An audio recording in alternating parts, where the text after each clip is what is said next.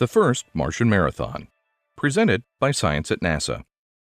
On Earth, the fastest runners can finish a marathon in hours. On Mars, it takes about 11 years. On Tuesday, March 24, 2015, NASA's Mars rover Opportunity completed its first Red Planet Marathon, 26.219 miles, with a finish time of roughly 11 years and 2 months. This mission isn't about setting distance records. It's about making scientific discoveries, says Steve Squires, Opportunity Principal Investigator at Cornell University. Still, running a marathon on Mars feels pretty cool. Runner-author Hal Higdon once said, "The marathon never ceases to be a race of joy, a race of wonder." That goes double for a marathon on another world, where every mile promises a new discovery. Opportunity's mission is to search for signs of ancient water. Today, the red planet has a breathtakingly thin atmosphere, with conditions deadly to almost every known form of life on Earth. Billions of years ago, however, things might have been different. Many researchers believe that Mars was once warmer, wetter, and friendlier to potential Martian life. Opportunity's job is to search for clues to that ancient time. Like many long-distance runners, Opportunity likes to take it slow. On a typical drive day, the rover travels only 50 to 100 meters. This gives the rover time to safely traverse the rocky terrain, pause, and look for the unknown. True to form, the long-lived rover surpassed the marathon mark during a drive of only 46.9 meters, or 154 feet. When Opportunity landed on Mars 11 years ago, no one imagined this vehicle surviving a Martian winter, let alone completing a marathon, said Mars Exploration Rover Project Manager John Callis of JPL. To celebrate, the Mars rover team at JPL held a marathon-length relay race. For Opportunity, just getting to the starting line was epic.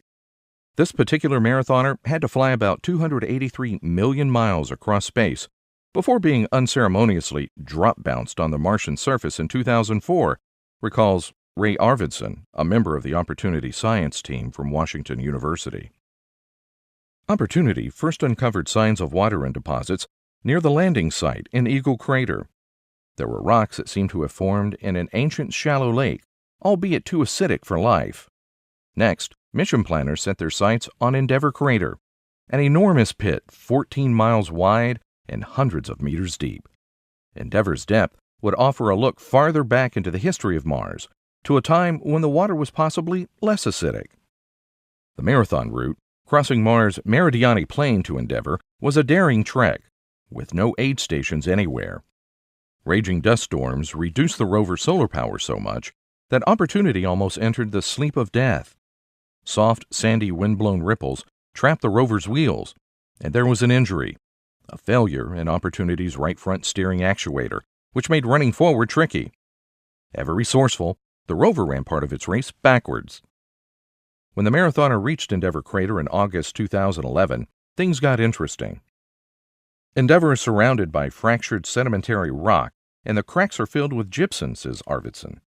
Gypsum forms when groundwater comes up and fills cracks in the ground, so this was good evidence for liquid water. Moreover, the gypsum veins were likely formed in conditions less acidic and possibly more hospitable to life. Jackpot! What's next? Opportunity is still going strong as it heads for a gap in the rim of Endeavour Crater, where the rover will explore clay deposits for more signs of ancient water. The gap is called, you guessed it, Marathon Valley. Martian ultra-marathon, anyone? For more news about discoveries on Mars, stay tuned to science.nasa.gov.